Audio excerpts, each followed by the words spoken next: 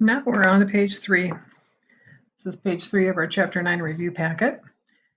And we are going to be looking at calculating the sale prices for each of the following discounted items. One way that we can do this set of problems is we can figure out what 30% of this item is, subtract it, and that gives us a sale price. I can go ahead and I'm going to just draw a little arrow up here to show that where I'm doing this work. I know that 30% is the same as 30 hundredths or 3/10. So I'm going to make a multiplication happen here. Make a multiplication problem, and I do the math. I'm going to multiply $18 times 3/10. 3 times 8 is 4. Carry that 2. And then I'm going to go ahead and I put my decimal point in there, make it look like money because money has 2 decimal places. And I can do some subtraction here. $18 original price, subtract my sale percentage off, and 0 subtract 0 is 0. I cannot do 0 subtract 4, so I'm going to go borrowing. Bring that back over here. 10 subtract 4 is 6. 7 subtract 5 is 2. Make sure I bring that decimal down. And my new price is $12.60. So that's one way we can do it. Another way is for us to think, if I am saving 20%, so let's go down here to this bracelet. If I'm saving 20 cents, or 20%, I should say, that means I'm paying 80%.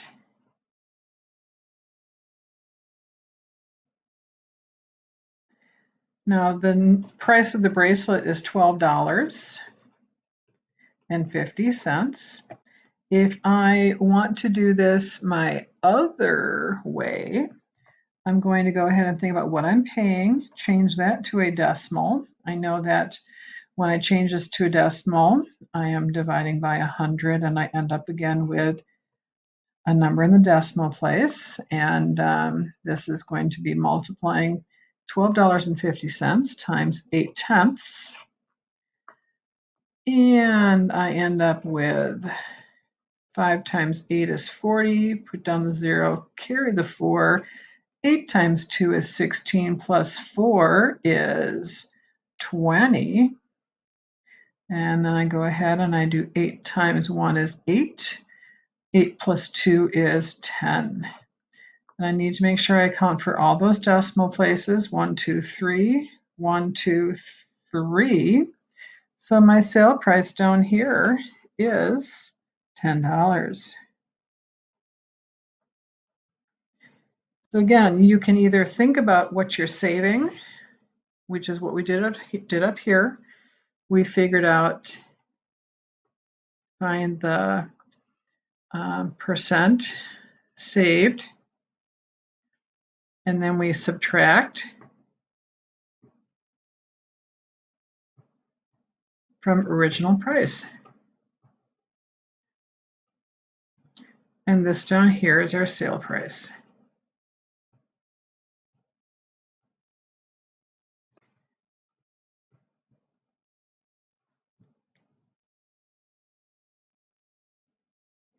I'd like you to go ahead and figure out what method you want to use, which one makes the most sense to you, and see if you can figure out the sale price for these other 3 items. Then we have Sarah, and Sarah has done some work on some of her science tests. Some of them are really, really good work, good test scores. Some are better than others. Some are not bad. In order for us to figure out the percentage, and we've done this off and on throughout the school year, we're going to go ahead and do a division problem, which is 25 divided by 40. And I like to write my division problems as fractions. I can reduce this fraction, which brings it down to 5/8. And then I can go ahead and I can change this to a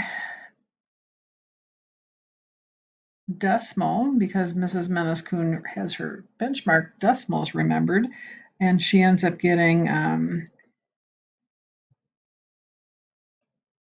this is my decimal, multiply it times 100, and I get 62.5%. Now, another way we could do that is to get my calculator out again. And go ahead and clear my calculator. And we can do 25, which was my part that she got right, divided by the total that was possible. And we end up, as you see, my memory is pretty good sometimes. And we get 625 thousandths, which I multiply times 100 to turn it into the percent, and I get 62.5%. Another one that's pretty easy to do for us is 29 over 29. This is the part she got right out of the total.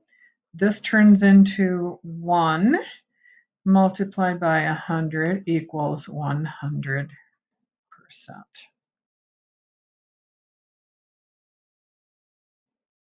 Again, we're going to do the part divided by the whole. We get our decimal, multiply it times 100, and we get our percent. And then we have this last problem. I'm going to let you go ahead and finish those. On the last problem, we've got a couple of kids that are going to be working with their parents. Their parents want them to become savers. And Gina's parents promised to pay her 8.5% interest. Matt's parents offered only 3% interest each year. When Gina heard about Matt's arrangement, she said, "That means I am going to have more money than you next year." And this is a question that wants you to explain whether you agree or disagree and why.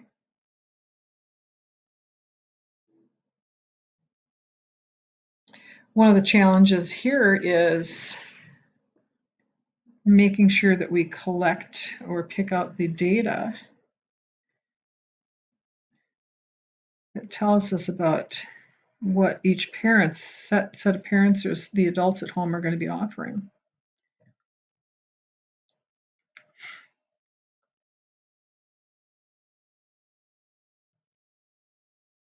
This problem might be a puzzle to you because you might think that we need more information. I know I do. I would have a hard time coming up with an answer for this problem because I need to know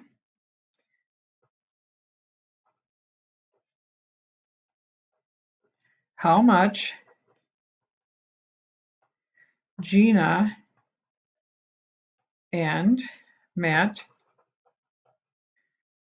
start with.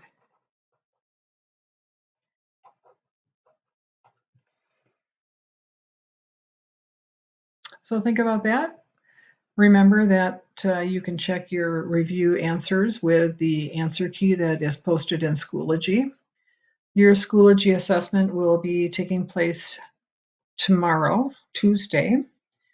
And when you see that assignment, you'll see that you are able to use notes and you are able to go back and use your spiral, use a calculator. And remember that I'm available for video conferencing at 9:30 Monday through Friday for your class. Thank you.